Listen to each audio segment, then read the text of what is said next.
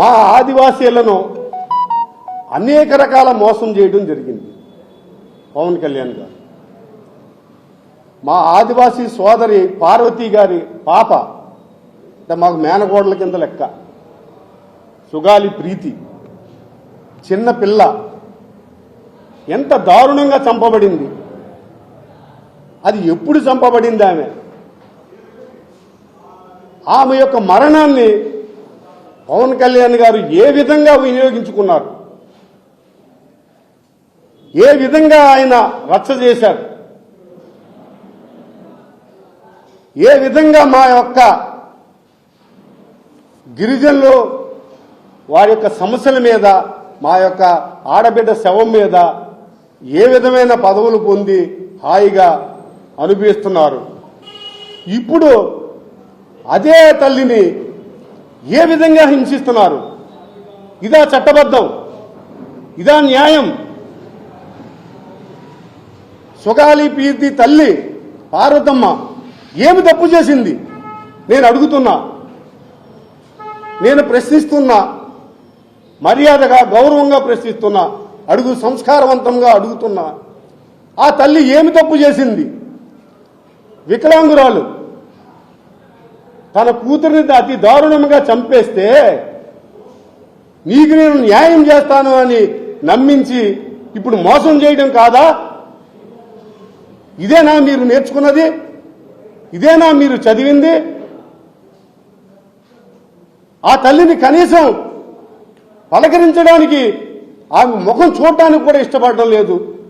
నిన్నగాక మొన్న ఆ తల్లిని పోలీసు వారు ఎంత దారుణంగా ఆమె పట్ల ప్రవర్తించారు. ఇదేనా భారతదేశ సంస్కృతి సాంప్రదాయాలు? ఇదేనా ఒక మహిళని, బాధితురాలిని అంత దారుణంగా రోపులు వేసి ఆల్మోస్ట్ ఉరిదీసినట్లే మెడకు వేసి ఆమెని కదలనివ్వడం లేదు? ఏ సెక్షన్లో ఉంది?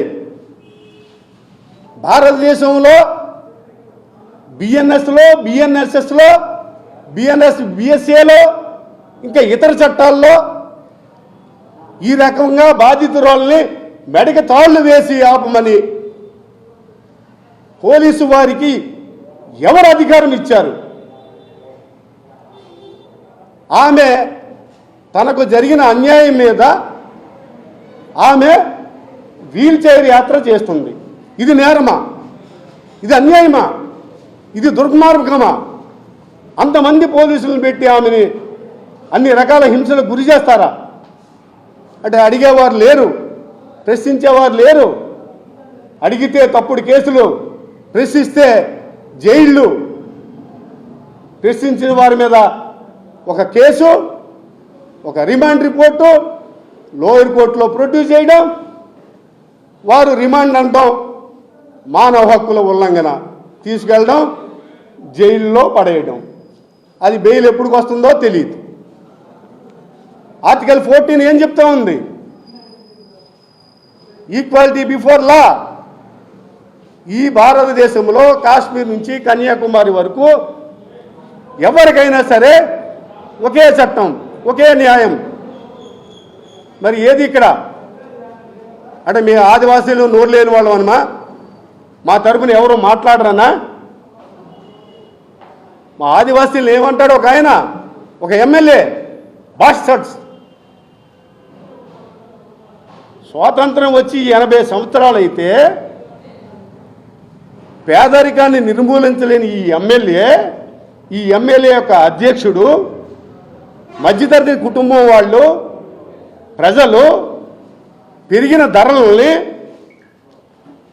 అందుకోలేక, వారి యొక్క ఆదాయం సరిపోక ఆకాశానికి మధ్యన వేలాడుతుంటే, నిరుపేదలు అవుతుంటే, ప్రైవేటు వ్యక్తులు, ప్రైవేటు శక్తులు ఆంధ్రప్రదేశ్ ప్రభుత్వ సంపదని దోసుకు తింటా ఉంటే, జేబులు నింపుకుంటా ఉంటే, పొట్టలు నింపుకుంటా ఉంటే, 99 పైసలకే ఎకరం భూములను కొట్టేస్తా ఉంటే, నిరుపేదలమైన మా ఆదివాసీలము మీకు బాస్టర్డ్స్, ఇదా మా అభివృద్ధి?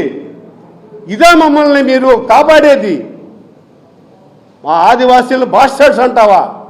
ఎంత ధైర్యమో! ఒక ఎమ్మెల్యే అయితే మాత్రం నీకు ఇక నువ్వే సర్వస్వతంత్రుడివి. ప్రభుత్వం ఏమి అందో, పోలీసులు ఏమీ అనరో. పోలీసుల సమక్షంలోనే అంటాడు. అక్కడ ఎస్పీ నిద్రపోతుంటారు. ఆయన మీదే కేసు ఉంది, 490A కేసు. శ్రీకాకుళం ఎస్పీ గారి మీదే 490A కేసు ఉంది. అటువంటి ఆయన తీసుకెళ్ళి అక్కడ వేశారు. ఆయన ఎమ్మెల్యేల సేవలో తరిస్తాడు. మమ్మల్ని బాస్టర్డ్ అంటే ఊరుకుంటాడు.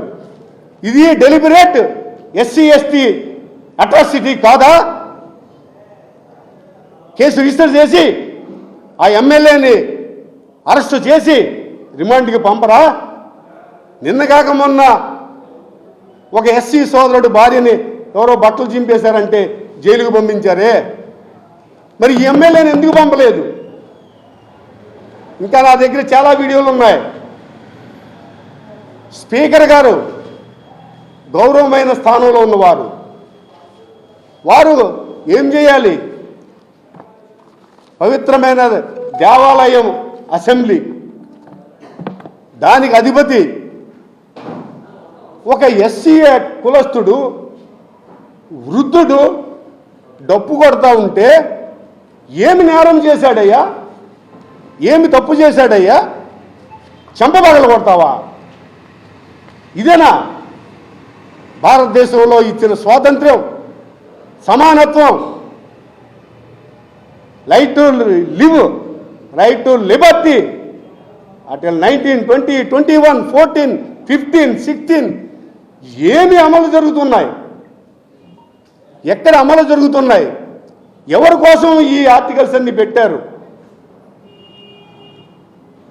ఒక డిప్యూటీ స్పీకర్ స్థానంలో ఉన్న ఆయన సాక్షాత్తు అంబేద్కర్ గారి యొక్క చిత్రపటాన్ని పీకేస్తారు.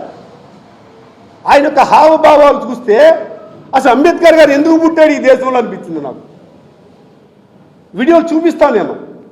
అసలు అంబేద్కర్ గారు ఎందుకు పుట్టాడు ఈ దేశంలో? ఇంతమంది ప్రజలకి ఈ రాజ్యాంగాన్ని ఎందుకు అందించాడు? అతి దారుణంగా పీకేశాడు. జైలు కొట్టారు. ఎస్సీ కులస్తుల ఓట్లు అవసరం లేదంట. ఇది నేరం కాదా? భారత రాజ్యాంగంలో సెక్యులర్ స్టేట్లో ఒక కులం వాళ్ళ ఓట్లు నాకు వద్దు అంటే ఇది నేరం కాదా?